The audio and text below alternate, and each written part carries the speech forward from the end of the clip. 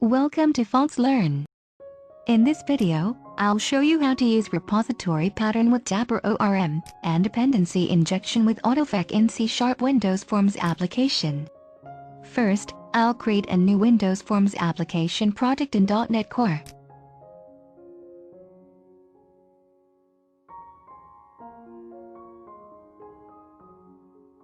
If you get the same error as me, you can run the .NET restore command to fix the problem.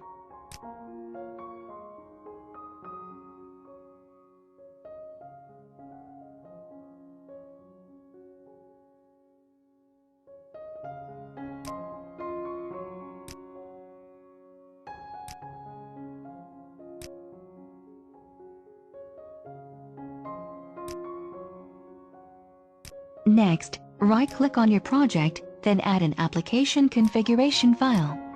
You should put your connection string in the app.config file. It makes it easy to modify the connection string without modifying your source code. You'd better encrypt the connection string so that people can't read it. I uploaded a video showing how to encode the connection string, so I won't cover it in detail in this tutorial.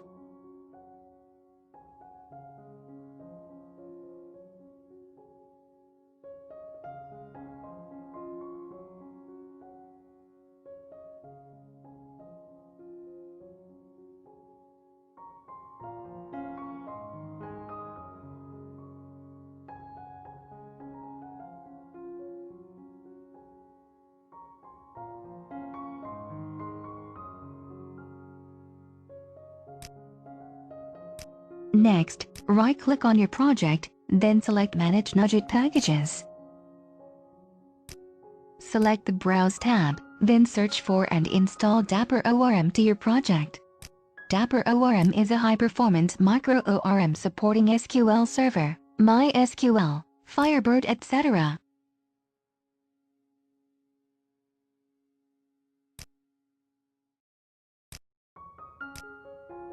I will use Northwind database for practice. This example is quite simple. We only implement retrieving data from the products table. We will create a product class with properties that correspond to the data fields in the product table. Each product record corresponds to a product object. Repositories are classes or components that encapsulate the logic required to access data sources. They centralize common data access functionality, providing better maintainability and decoupling the infrastructure or technology used to access databases from the domain model layer. If you use an object relational mapper, ORM, like Entity Framework, the code that must be implemented is simplified, thanks to LINQ and strong typing. This lets you focus on the data persistence logic rather than on data access plumbing. The repository pattern is a well-documented way of working with a data source. A repository performs the tasks of an intermediary between the domain model layers and data mapping, acting in a similar way to a set of domain objects in memory. Client objects declaratively build queries and send them to the repositories for answers. Conceptually, a repository encapsulates a set of objects stored in the database and operations that can be performed on them, providing a way that is closer to the persistent layer. Repositories, also, support the purpose of separating, clearly and in one direction, the dependency between the work domain and the data allocation or mapping.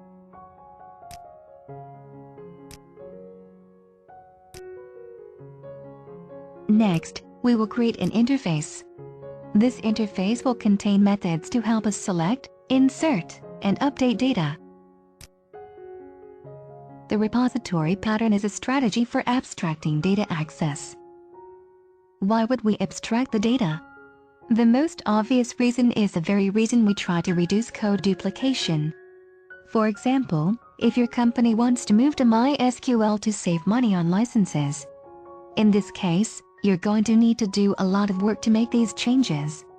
Every change to the database table requires a change to every area of your application that saves the items to that table.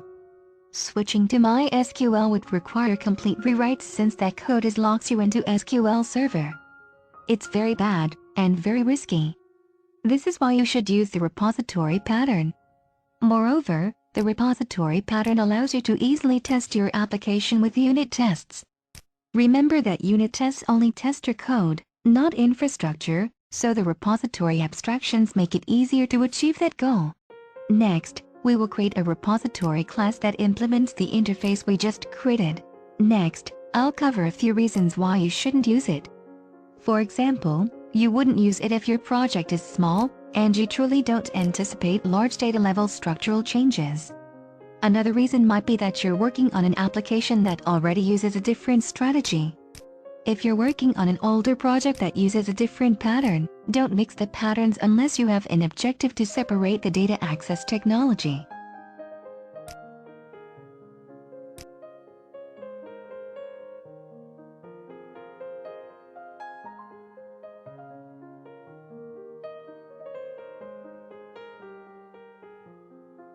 We will create an app connection class to help us get the connection string from the app config file.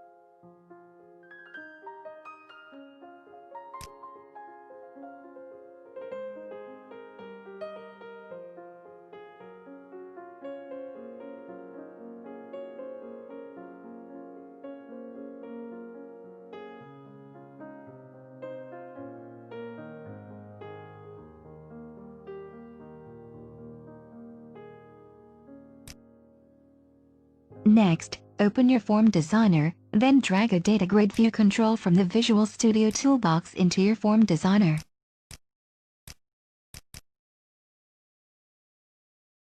We'll use the data grid view control to display the data we get from the products table.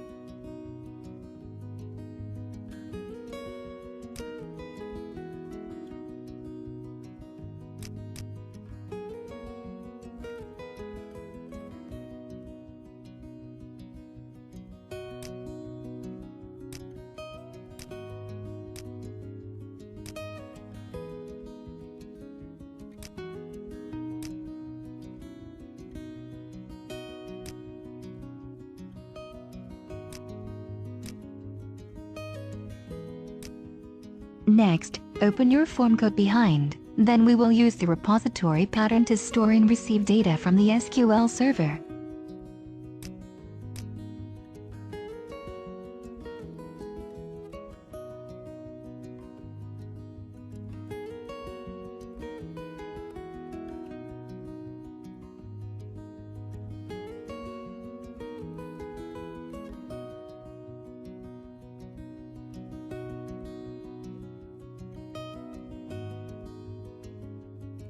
As you can see, we can easily modify the source code without changing the business process too much, because every method we call is through an interface.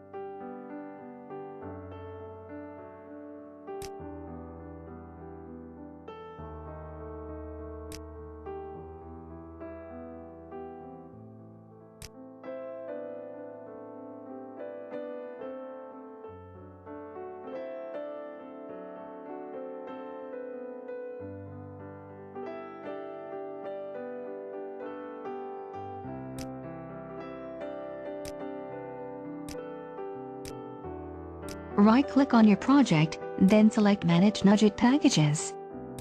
Select the Browse tab, then search and install Autofac to your project. Autofac is an inversion of control container for Microsoft.NET. It manages the dependencies between classes so that applications stay easy to change as they grow in size and complexity.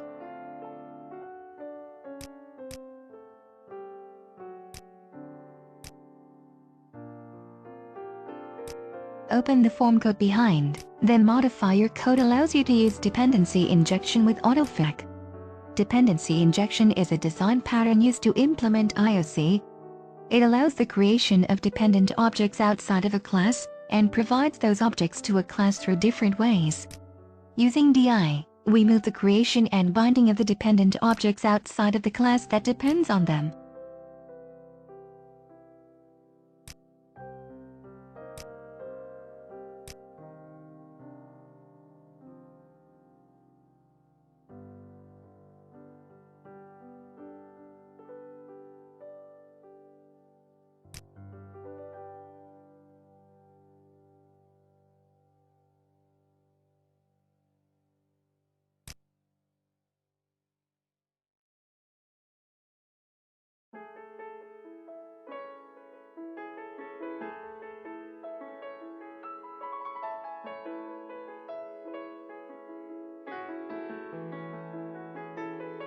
We will create a configure method allows us to configure dependency injection with Autofac.